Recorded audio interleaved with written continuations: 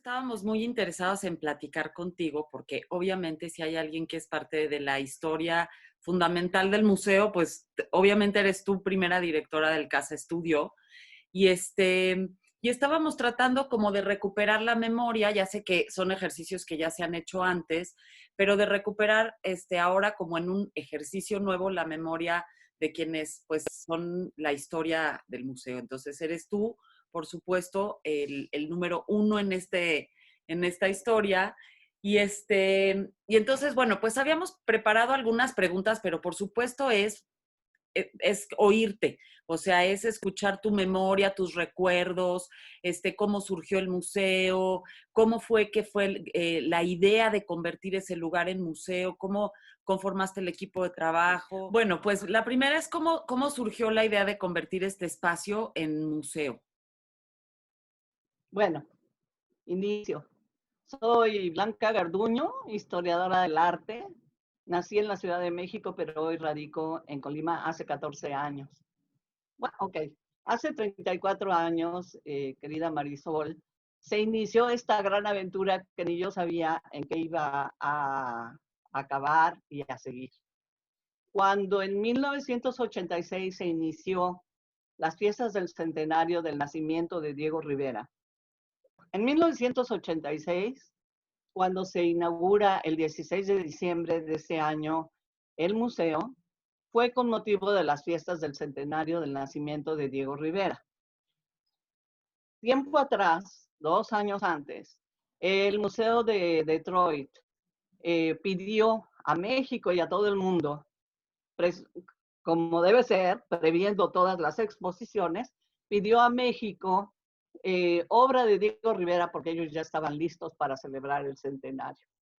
Entonces, bueno, con todo el protocolo se fueron las obras y entramos en 1986. Y a la hora que le preguntan al director general, que era el licenciado Javier Barros Valero, que ha sido un ángel, eh, ¿y qué vamos a hacer en México para celebrar el centenario? Ya se había tratado que la exposición de Detroit llegara al Palacio de Bellas Artes. Pero además, ¿qué tenía México preparado para ese centenario? Nada. Entonces, yo estaba trabajando con Tere del Conde. Primero fui jefa de exposiciones del Museo Carrillo Gil y después me fui a trabajar con Tere del Conde, con Carlos Blas Galindo, con Antonio Luque, con Jorge Briviesca, a la Dirección de Artes Plásticas. Y ahí empecé, era yo pues como asistente de Jorge Briviesca, porque empezamos a hacer museos en la República. Iba yo para acá, para allá, iba por todos lados. Y entonces en 1986, ¿y México qué tiene preparado? Y bueno, cundió el pánico porque no había obras de Diego Rivera, ¿no? Entonces, trabajando en el CENIDIAP, que estaba instalado en la parte baja del museo, de lo que era la casa de Diego Rivera, nada más. La parte de arriba no se tocaba, el segundo y el tercer piso y el cuarto piso no se tocaban, pero ellos nada más estaban así como en unos cubículos pequeños trabajando el CENIDIAP. Entonces, bueno, si uno es historiadora del arte y había trabajado en la provincia, en los estados, pues se me ocurrió decirle a Jorge Briviesca, ¿y por qué no se hace un museo de sitio? La verdad, la idea original surgió de esta persona que habla. Y le digo un museo de sitio porque tiene todo de Diego Rivera, su ropa, sus tubos de pintura, sus pinceles, sus zapatos, su colección de artesanía y de piezas arqueológicas. Le digo, entonces, como un museo de sitio. Entonces hubo una junta con Tere del Conde, con Blas Galindo, Briviesca y yo. A ver, Blanca, afínanos un poco la idea. Bueno, se me ocurrió que podía ser de esta manera. El museo tuvo un punto de inflexión. O sea, primero era la casa de Diego Rivera y Frida Kahlo, pero nadie había puesto a la luz que era la casa de Frida Kahlo. Entonces tuvo un punto de inflexión, cambió su giro y se inician las labores para habilitar el museo. ¿Y qué hacemos con el CENIDIAP? bueno, pues está la Casa Azul ahí junto, pues que se vayan para allá. Y se fueron para allá sin conocer que era la casa de Frida Kahlo. Entonces, él se nidia, pasa para la Casa Azul. Y empezamos a habilitar el Museo Casa Estudio. Se rescata desde la herrería, todos los nuevos materiales que estaban ahí, enterrados 1,5 metros. Porque si vemos que la calle de Altavista da vuelta y baja el agua, pues toda la tierra acumulada venía a parar a ese lugar que no tenía mantenimiento. Entonces, me toca agarrar la pala y empezar a escarbar a ver hasta dónde llegábamos al nivel 1,5 metros. Entonces, rescatamos el espacio, viene el director de Bellas Artes y dice, ¿y qué van a hacer aquí? ¿Cómo lo vamos a abrir? Pues como museo de sitio. Y les empiezo a dar ejemplos de museos de sitio en el extranjero, pues como la casa de Beethoven, la casa de Tchaikovsky, la casa de Picasso, que tenía muchas, la casa de Neruda en Chile, en fin, y que Neruda tenía 5 casas, ¿no? 4 casas. Entonces, bueno, a ver, hazme un plan y programa. Entonces, me toca a mí hacer el plan de trabajo que se presenta al director general y después el director general, pues, se dependía de la SEP y se dependía de, no era como hoy una Secretaría de Cultura, se dependía de la SEP y al secretario de Educación y al presidente. Bueno, pues se aprueba el asunto como una emergencia, pero dentro del plan de trabajo hice una narrativa. ¿Y qué vamos a mostrar? La gente quiere mostrar Diego Rivera, la gente quiere ver a Diego Rivera y todo está afuera. No, pero yo conozco obra que no está afuera y que podemos poner aquí en el estudio. No necesitamos grandes cosas y podemos poner fotografía. No, pero la gente quiere ver la obra. Entonces empezamos a hacer, el CENIDEAP se encargó de hacer lo que se llamó iconografía de Diego Rivera. Y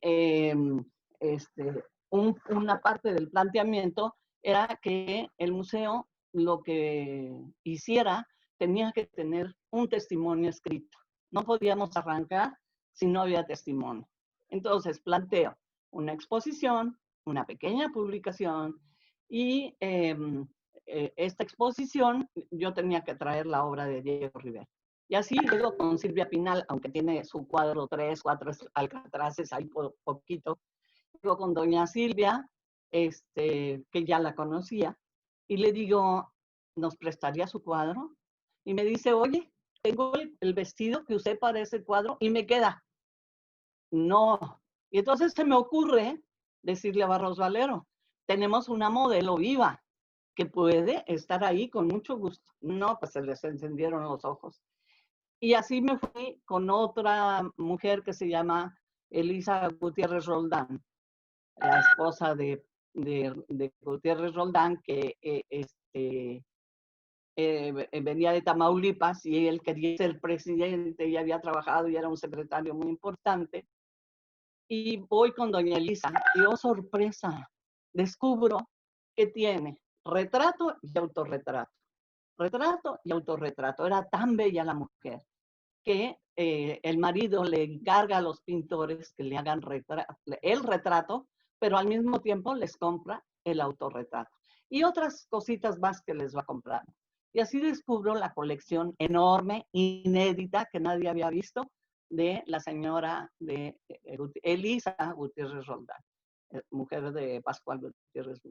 Bueno, entonces nos presta ese cuadro maravilloso de esta mujer güera, hermosa, sentada en los cojines que estaban ahí en el estudio. Entonces fui tomando fotografías desde ese entonces. Yo llevaba siempre mi camarita todavía se revelaba en papel y llevaba mi camarita para poderle mostrar a Tere del Conde y a Barros Valero el material que se estaba adquiriendo. Y que además tenían un cuadrito chiquito así de un niño de Diego Rivera, también. Y que el autorretrato de Diego Rivera también. Entonces fui juntando la obra para poder apoyar el estudio. del pintor. Después se suscitó un problema político, porque pues esto es político, ni modo, Diego siempre fue político y polémico en todos sus murales y en toda su obra. El embajador Madero, que le tocó estar con Diego Rivera en Rusia cuando le ponen la bomba de cobalto para el cáncer. El embajador Madero llega con el cuadro del niño del Sputnik al Palacio de Bellas Artes y él quiere participar. Entonces dice, traigo mi cuadro, pero él lo llevó en su coche y todo. Y lo paran en Bellas Artes y le dicen, así no puede entrar. No puede, tenemos que ir y documentar y traer en regla todos los requisitos y protocolos que se requieren para ingresar a una obra, ¿no? Había problemas entre Dolores Olmedo y el embajador Madero.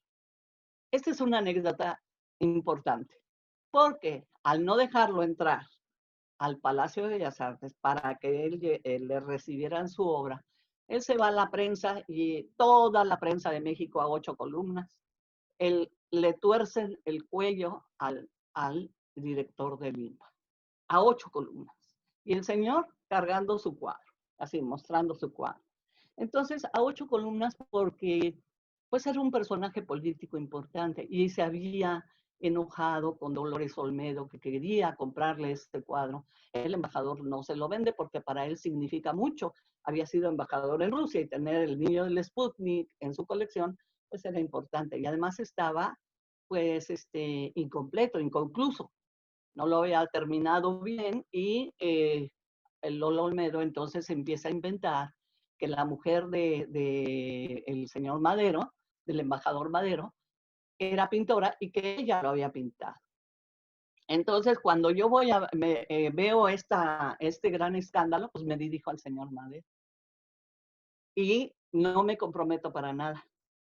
Y veo la obra y digo, pues sí es Diego Rivera, no hay duda, ¿no? Y además coinciden los tiempos de salud de Diego Rivera y los tiempos en que él era embajador. Entonces tomo foto, voy con Barros Valero y con Tere del Conde y les digo, este cuadro sí es. Sí, pero ahorita tenemos el escándalo, ¿cómo paramos el escándalo? Digo, ¿cómo ve que ponemos el caballete y en el centro, en el estudio, como si lo estuviera pintando Diego porque está inconcluso, ponemos al embajador con su obra? Y entonces le damos entrada, va a inaugurar el gran museo de Diego Rivera. Chapo. Lo aceptan y así fue. El embajador, bueno, ¿qué quieres? Estaba encantado y así conseguí otras 2 obras que tenían alcatraces también. Enriqueta Dávila, que fue la hija del dueño del Teatro Insurgentes y le hizo un maravilloso cuadro muy mexicano, también con 3 alcatraces ahí, pero bueno, muy mexicano. Entonces tuvimos modelos vivas y al embajador Madero. Se calma, se aplaca y seguimos con el proyecto. Así llegamos al 16 de diciembre de 1986 con Miguel de la Madrid, presidente y Colimente. Yo qué iba a saber que Colima estaba en mi, en mi ruta de vida, ¿no? Entonces se inaugura, hay una foto hermosa donde en primera fila está Miguel de la Madrid, a su derecha está Miguel González Avelar, secretario de Educación, a la derecha Lupe Rivera, la hija de Diego, a la izquierda de la Madrid Dolores Olmedo. En el segundo renglón me encuentro yo atrás de Lolo Olmedo y luego en el otro extremo está Jorge Brivies, que fue el que fue llevando la museografía.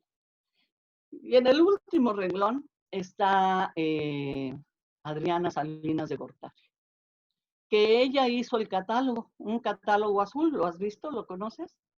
Un cataloguito azul que tenía pocas páginas, que escribe el texto Javier Guzmán Urbiola, quien a su vez trabajaba en el CENIDIA.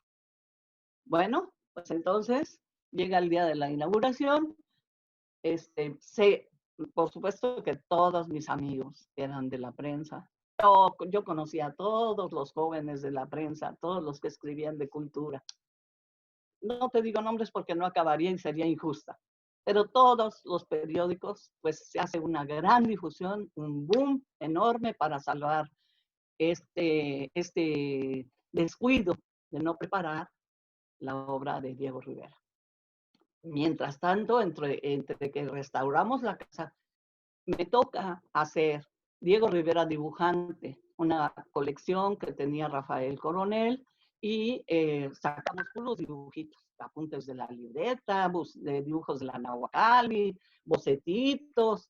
Diego Rivera dibujante se estrena en el Munal y luego me la llevo por la República, diferentes lugares de la República. Y la gente no le gusta porque ellos quieren ver alcatraces y óleos y no entienden los dibujos, los apuntes. No los entienden. Eso no es Diego Rivera, eso no es Diego Rivera.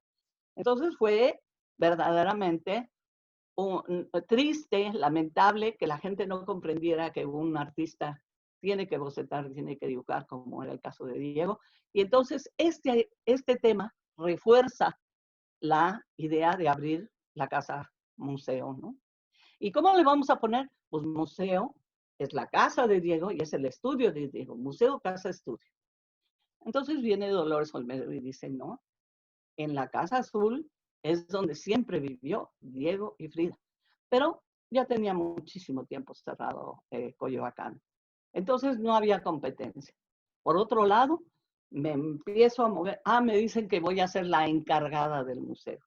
Y yo le digo al maestro Sandoval, mire, querido maestro Sandoval, yo ya aprendí a andar por toda la República, no me amarre mi pata a un escritorio y me tengo que quedar aquí, por favor, no. No, pues, le digo, o me nombra directora o no voy. Entonces nombran a Reyes Palma, le ofrecen a Reyes Palma, Francisco Reyes Palma, investigador del CENIDIA, que él sea el director, pero era por el mismo salario. Y dice, no. Entonces me dicen, Blanca, usted se queda de director. Entonces sí. Y desde ese momento, Marisol, un gran amor, una enjundia, y solamente así puedes hacer las cosas. Una pasión me inyectó. Aquí tengo sangre tipo Imba y sangre tipo Diego Rivera y Frida Kahlo.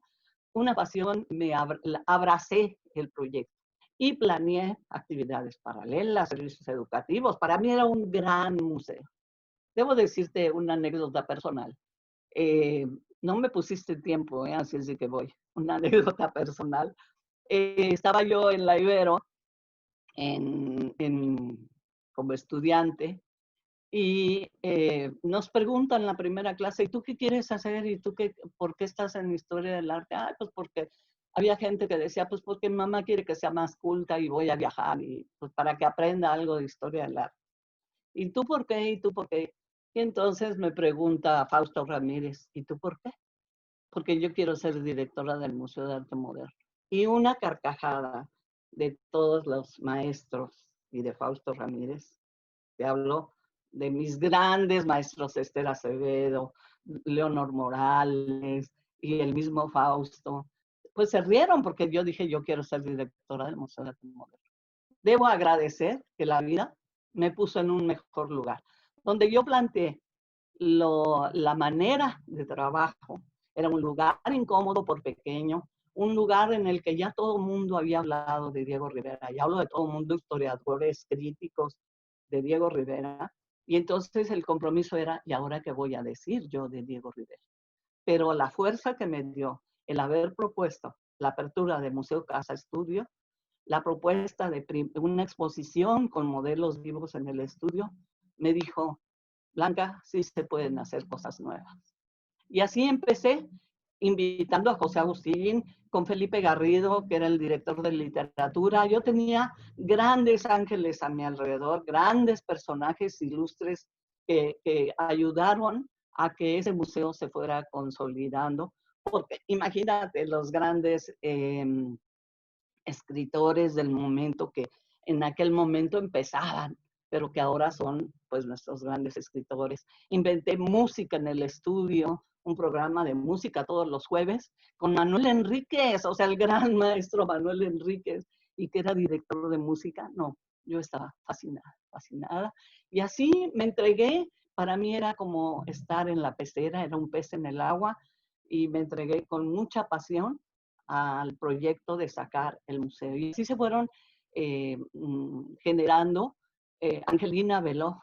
Yo decía, ¿y ahora qué sigue? Pues Angelina Beloff fue mujer de Diego. Y con el centenario, que se había hecho muchos libros y habían escrito muchas cosas, pero eran refritos y refritos y refritos.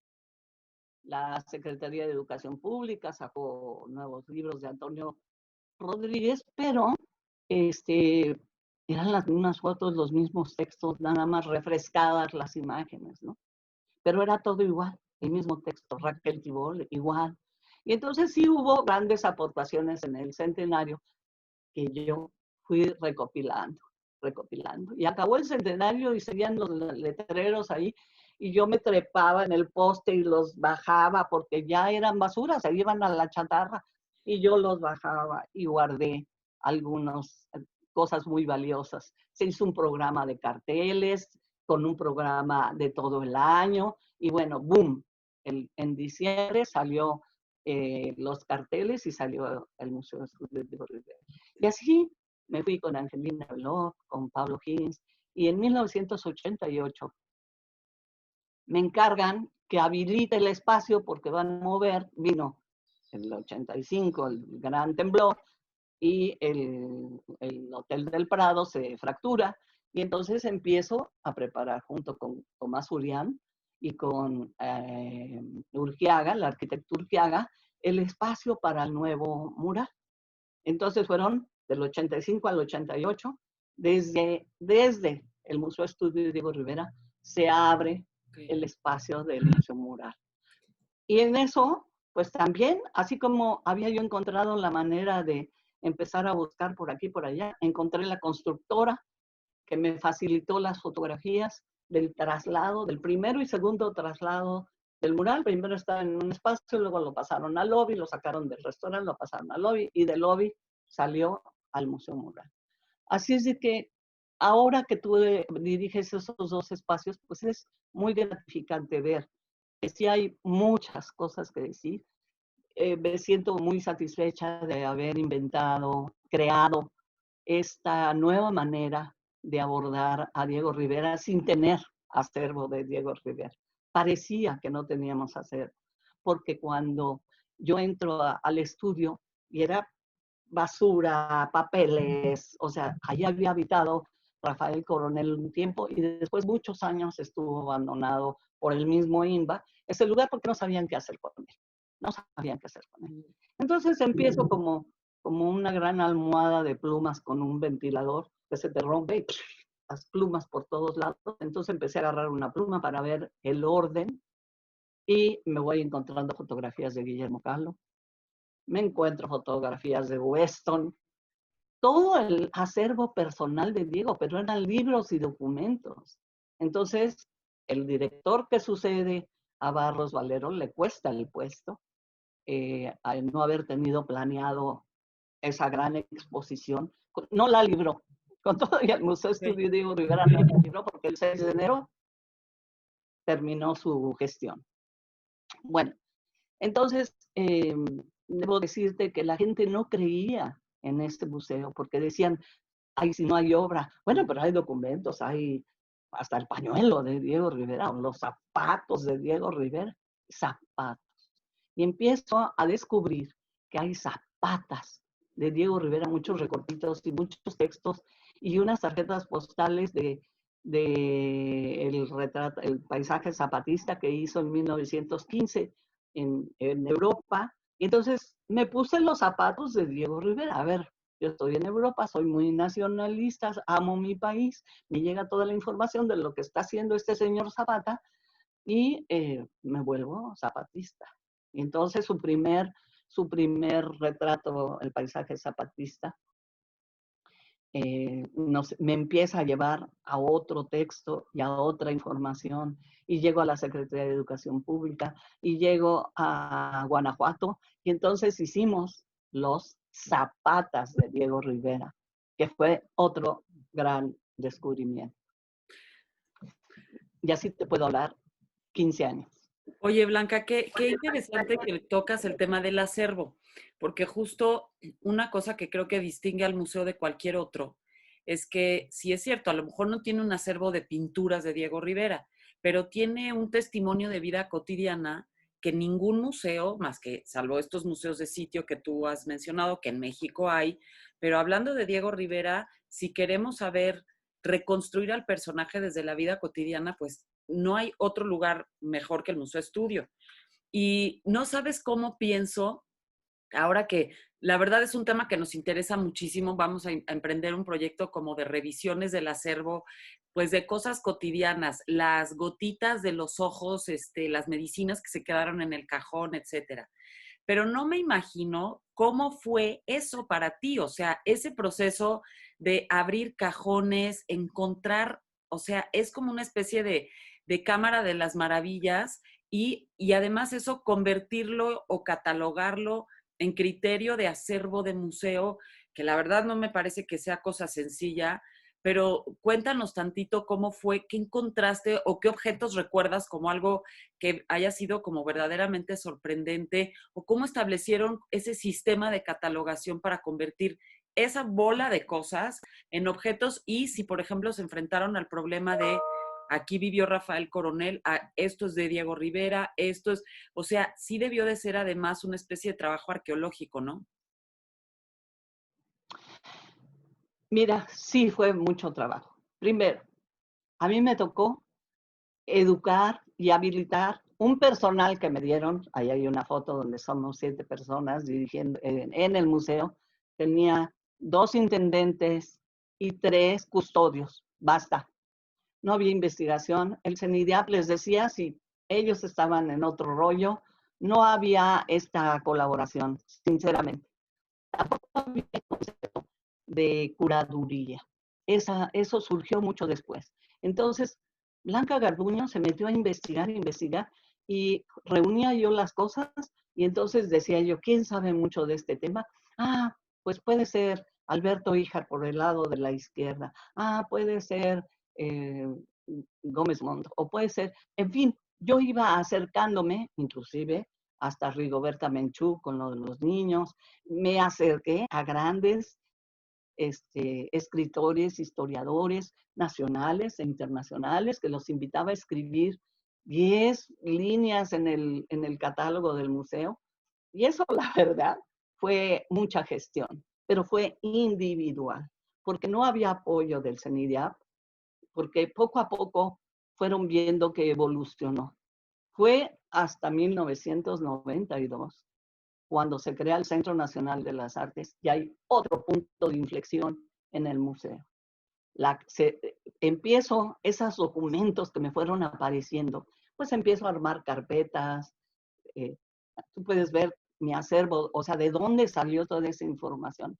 Y empiezo a armar carpetas y voy justificando la presencia de Diego Rivera y Frida Kahlo en ese lugar. Cuando yo ya tengo la carpeta llena de fotos, aunque sean fotocopiadas, otras originales, donde Frida sí habitaba esa casa azul y que el CENIDIA nunca le cayó el 20.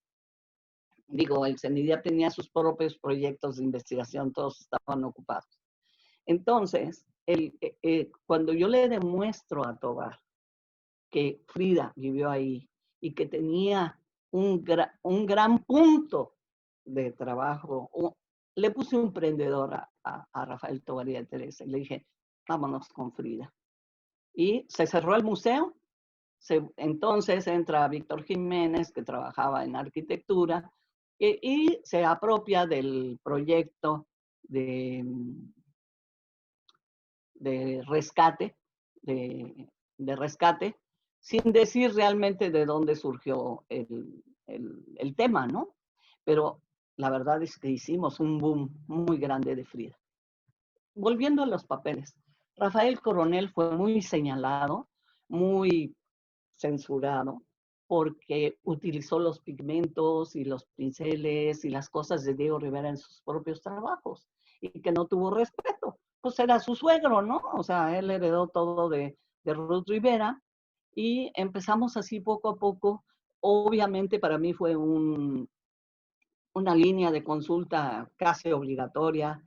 Lupe Rivera era otra línea de consulta, y Juan Coronel, que en la herencia con sus hermanos le toca heredar, pues, los papeles, de Diego Rivera.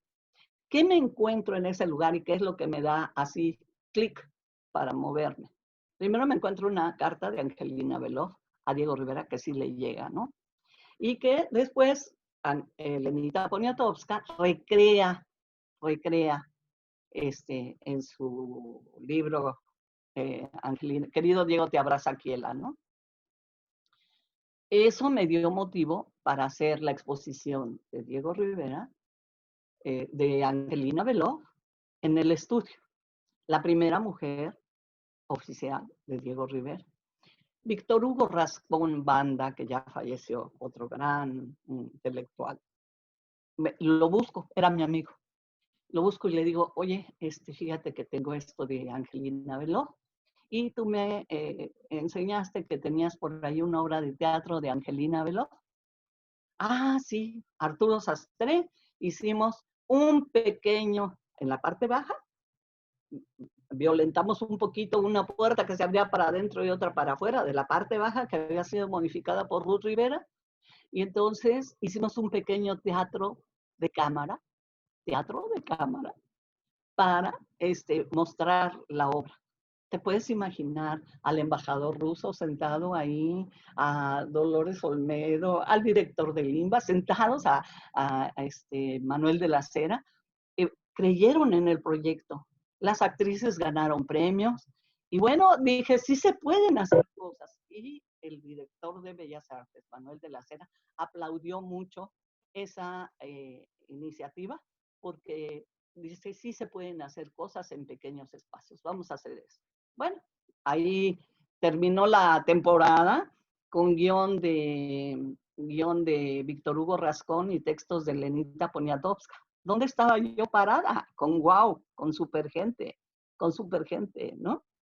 Bueno, y Angelina Beloff, el texto principal lo escribió Olivier Debrois, que ya tampoco está. Entonces, bueno, sí hay grandes plumas y grandes cerebros alrededor del museo que fueron surgiendo poco a poquito. ¿Qué otro material valiosísimo apareció? Pues las fotografías de Guillermo Calo. Empiezo a ver, porque vienen completas las fotografías, algunas fotografías de la casa. Y dicen abajo a la derecha, Calo. Pues no hay muchos Calos en este país, así es de que esto no puede ser más que de Guillermo Calo. En eso estaba José Antonio Rodríguez, gran investigador hoy reconocido, era subdirector, y nos echamos un clavado a toda la fotografía, Marisol. Nos echamos un gran clavado para ver qué había. Y encontramos de Briquet, de Weston, de Calo. Y es el Museo Estudio Diego Rivera el primero que saca la exposición y la primera información con 3 publicaciones, 3. Una de puras iglesias que se hizo con Turok, el catálogo, gran catálogo que hicimos nosotros, donde se habla de vida y obra de Calo, y un calito, un libro chiquito que hicimos para que todo el mundo pudiera disfrutar de Calo, abriendo con las fotografías del museo. Entonces, bueno, esto te lleva a muchas líneas de investigación. Los proyectos salían de ahí del museo, de esos papeles tirados. Otra gran exposición que hicimos pues fue de Ruth Rivera, porque Ruth vivió ahí y Juan Coronel pues tenía cosas ahí, pero había muchas cosas olvidadas y ahí se quedaron. Después hicimos Rafael Coronel en el estudio y justificando cuál era su procedimiento, rescatamos fotografías que había ahí y otra vez entonces se junta lo que habíamos investigado de Ruth con Rafael. Descubrir los textos de los Zapatas, de Zapata, de Diego Rivera, fue maravilloso. Entonces, para mí un papelito, estirarlo, aplanarlo. Yo aprendí en la Ibero a meter en hojas plastificadas los documentos y empezar a hacer carpetas. Empezamos por cronología, luego las fotocopiábamos y hacíamos por temática. Así construí 100 temas para abordar a Diego Rivera. O sea, los dejé ahí, los enumerados, del 1 al 100 temas. Incluye, por ejemplo, una de las últimas exposiciones, la de la URSS, ese viaje a la URSS que fue abordado por Luis Ríos Caso, muy, Muy bien. Sí. Bueno, tenías esculturas de Mardonio Magaña, y quién es, y yo viviendo con un escultor, pues eh, rápido identificamos a Mardonio Magaña, ¿no?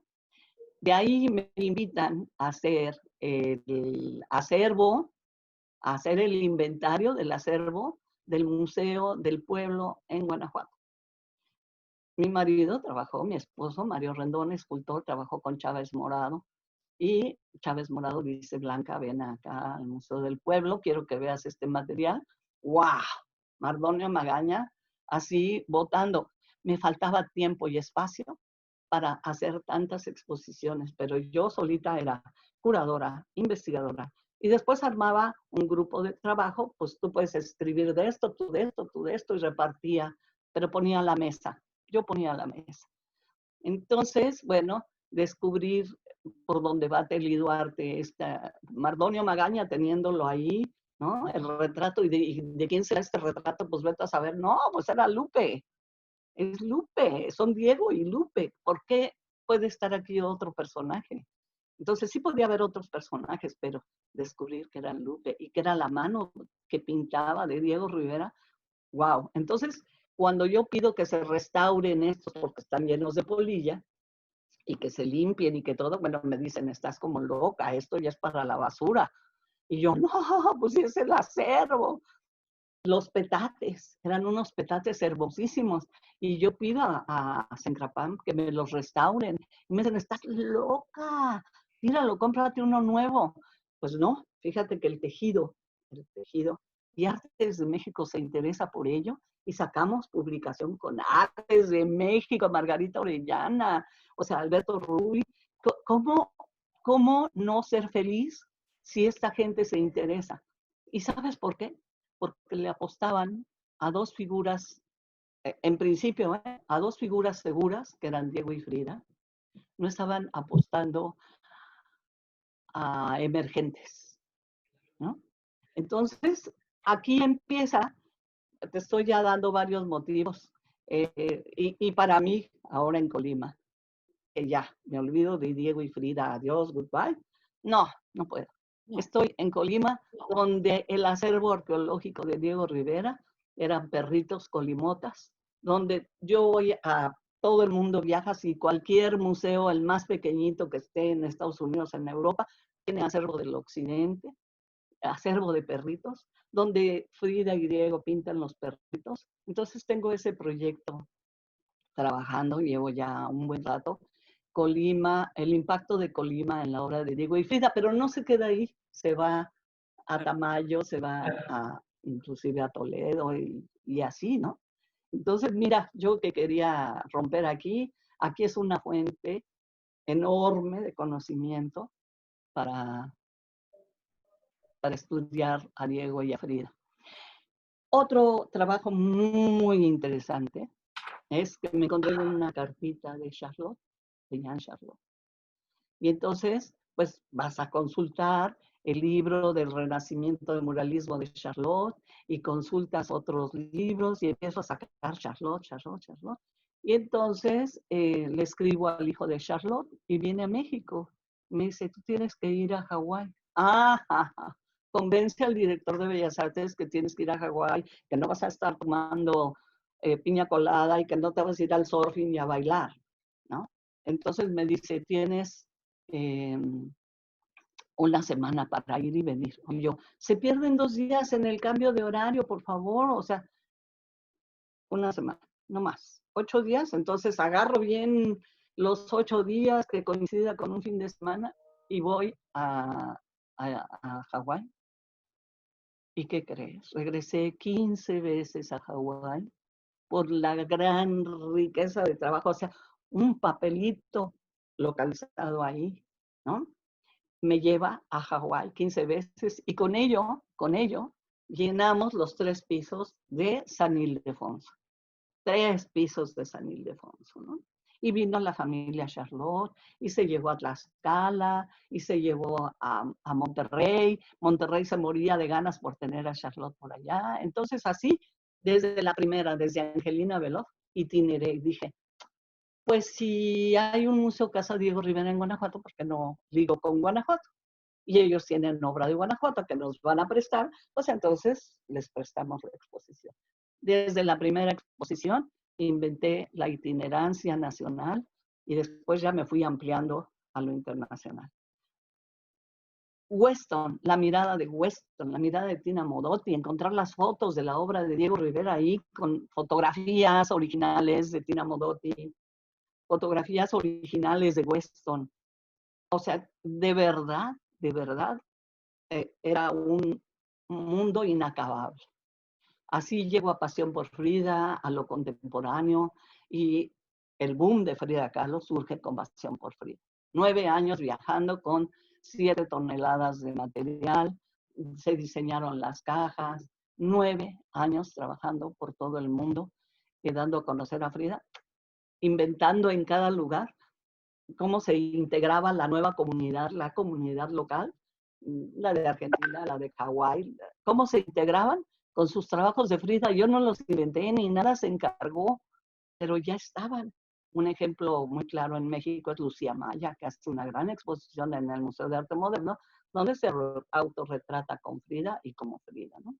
Y ahí empecé y me encontré un mundo de 900 piezas que quedan registrados en el libro de Pasión por Frida, que se hizo con Tucson, Arizona, que fue el primer impulso y el más fuerte. Llegas a Tucson, te encuentras con el centro creativo y dices, estas fotos están allá en el museo. Entonces iba yo con José Antonio, mira, nos tenían que arrancar de los lugares, queríamos estar más tiempo investigando y sabiendo de...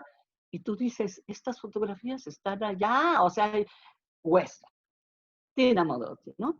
En Hawái descubro esta gran fotografía de la mujer que trae una niñita desnuda aquí cargando, y descubro a Luz Jiménez y a su hija. Conocí a esa bebé, fue ahí al museo.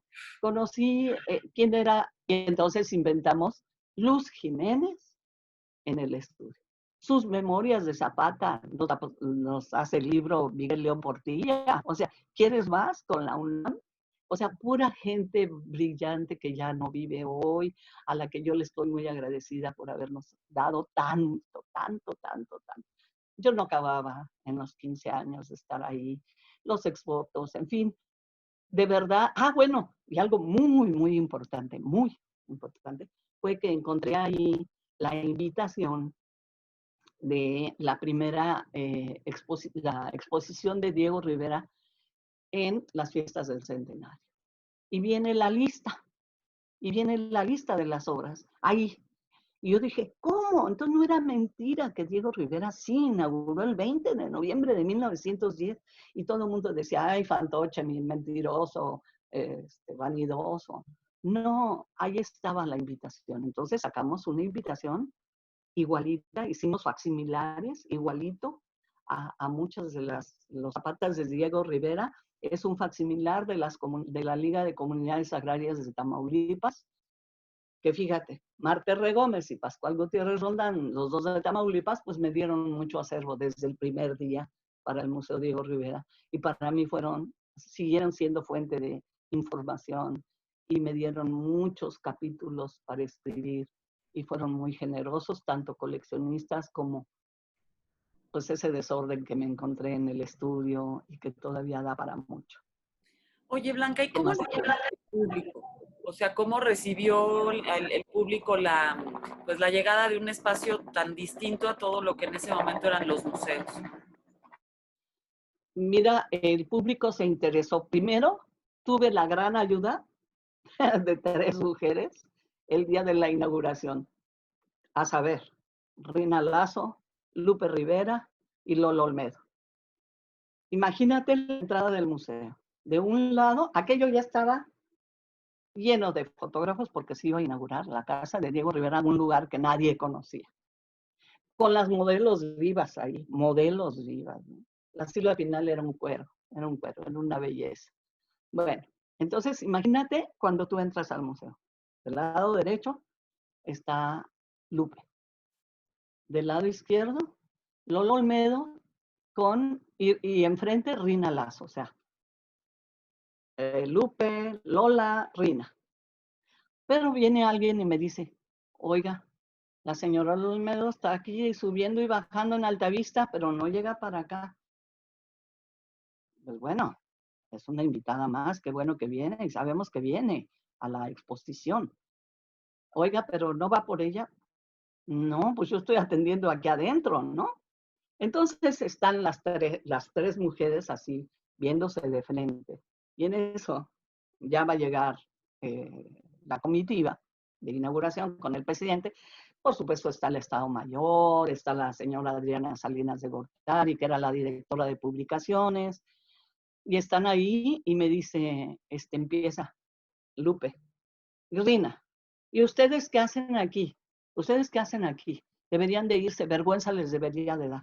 Tú que vendiste a tu papá y tú que lo has explotado y tienes a Frida secuestrada y no enterraron a Diego y Frida juntos.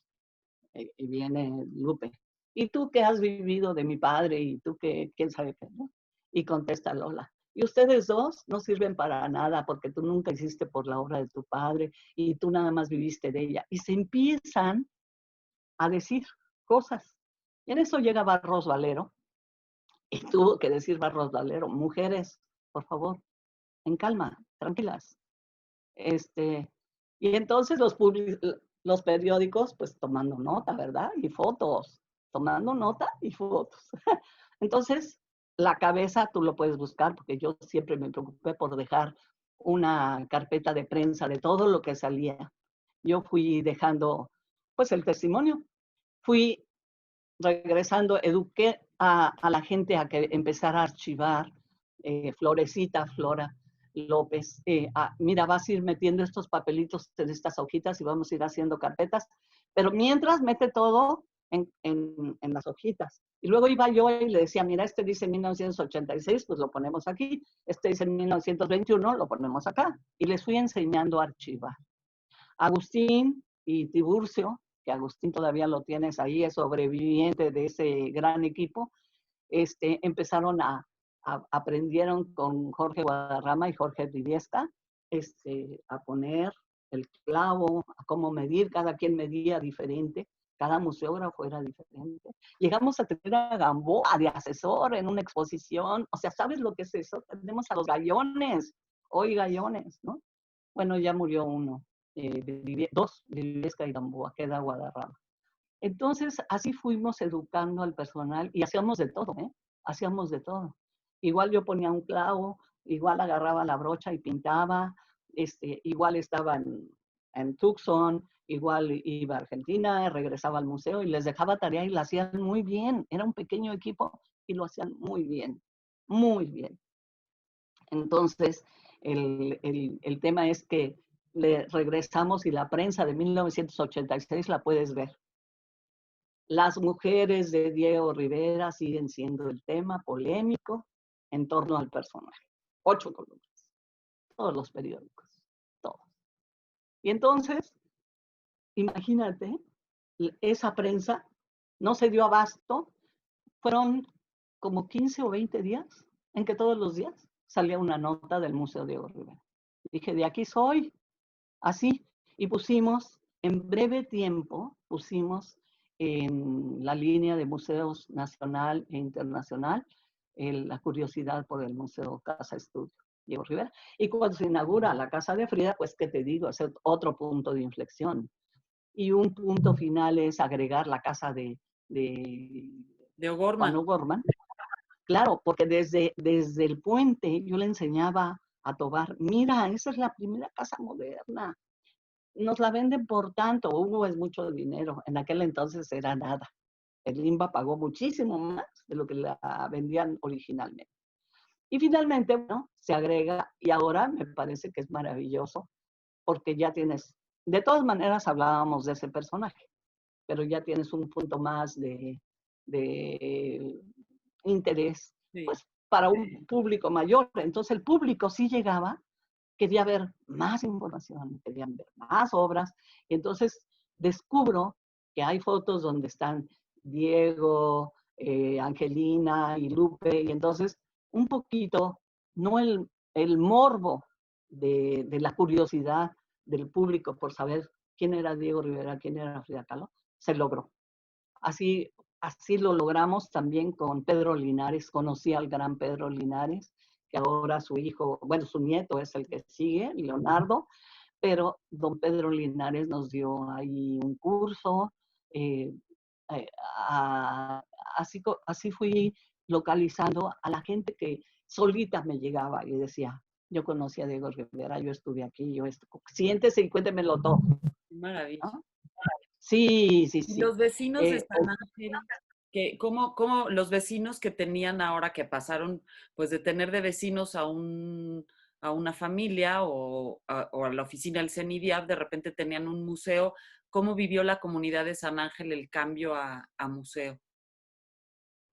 Fíjate que fue con agrado, con interés, porque mucha gente de San Ángel ni siquiera sabía que ahí vivían Diego y Frida, y menos Frida, ¿no? Cuando se hace el boom de Frida, ¿cómo que vivió Frida aquí? Cuando empiezas a poner las fotografías de ella en el puente, ella en el pie de la escalera, ella en el interior, ella pintando las dos Fridas allí, o sea, y empiezas a mostrar ella parada en lo que era su estudio, lo que el agua me ha dado, eso para mí fue maravilloso encontrarlo, lo que el agua me ha dado, y decir, claro, aquí tomaba sus baños de agua.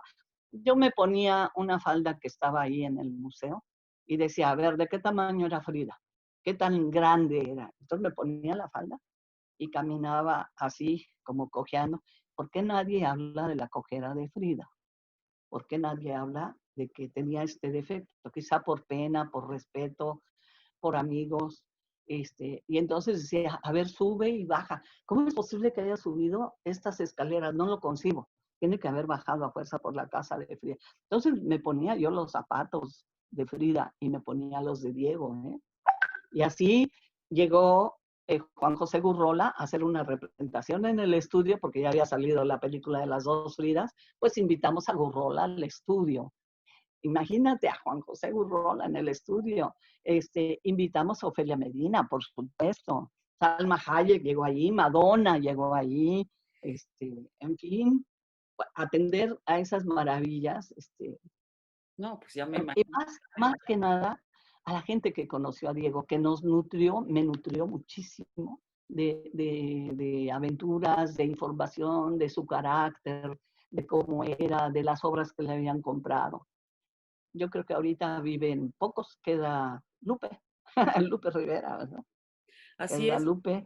Y también creo que el museo ha, eh, pues como llevado un camino largo también de replantear la misión que hoy los museos tienen con el público. A mí me llama mucho la atención esto que dices del boom de Frida Kahlo, porque seguro, claro, por supuesto que es un punto importantísimo de referencia a la exposición de Pasión por Frida, porque la gran fama de Frida Kahlo es un fenómeno que empieza en los 80, pues es un fenómeno medianamente tardío si piensas que ella se murió en el 54.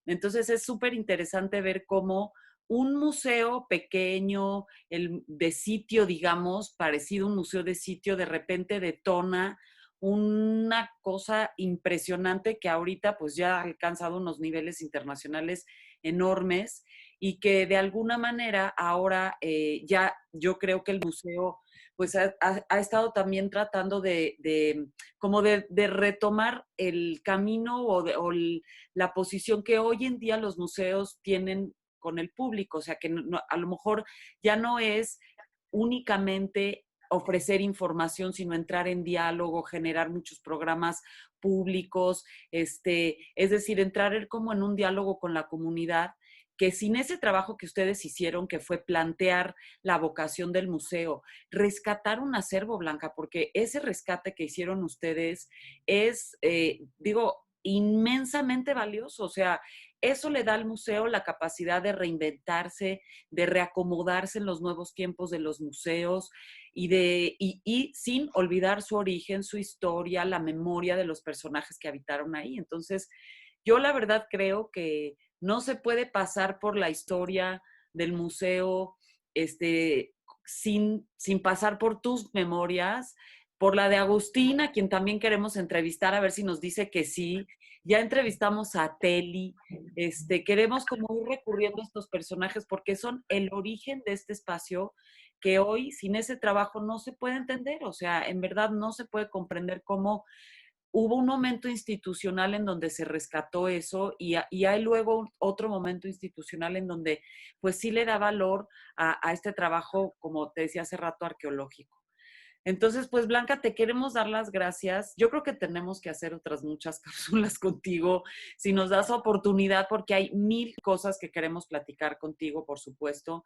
Este es como nuestro primer intento de salir digitalmente como en las memorias, con las memorias del inicio del museo, pero bueno, pues hay un montón de temas que por supuesto queremos tocar contigo y darte las gracias, que además eres súper entusiasta, siempre estás ahí cada vez que uno quiere recurrir a ti, preguntar, de veras te agradecemos muchísimo y pues ojalá también nos mantengas en contacto. A lo mejor te pedimos algunas imágenes porque sí que sé que tienes un archivo increíble de todo lo que sucedió en aquel entonces pues estaremos en contacto contigo, querida Blanca. Muchísimas gracias, ¿eh?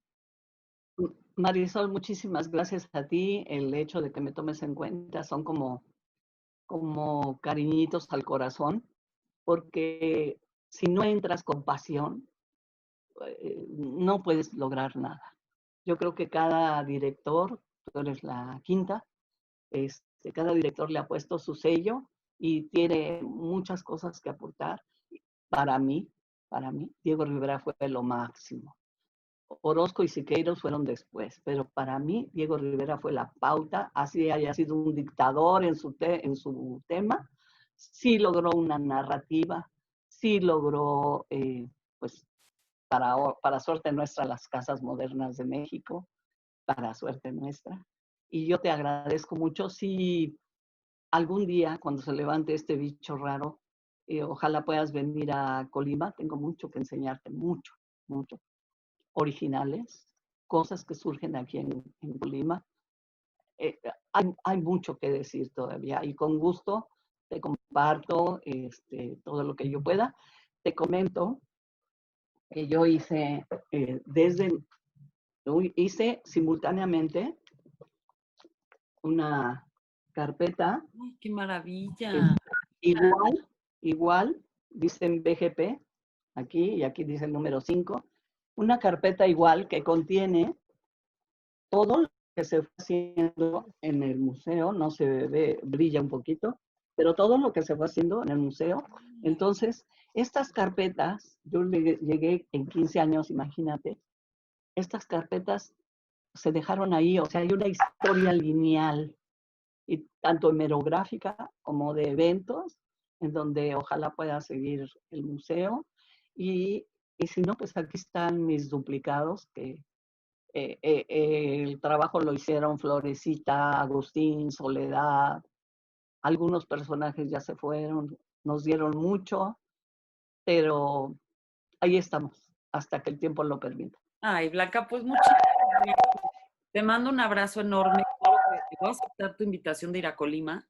Y bueno, pues saludos también por allá, muchos abrazos, cuídate mucho. Y te mandamos la liga de lo que vamos a sacar de material para que por supuesto tú la veas primero. Por supuesto que nos pasamos de 5 minutos, por supuesto. Muchas Me gracias. dijiste 5 minutos, ¿eh? Te mando un Te abrazo. mando un beso. Gracias. Muchas gracias. Gracias. Bye. Bye.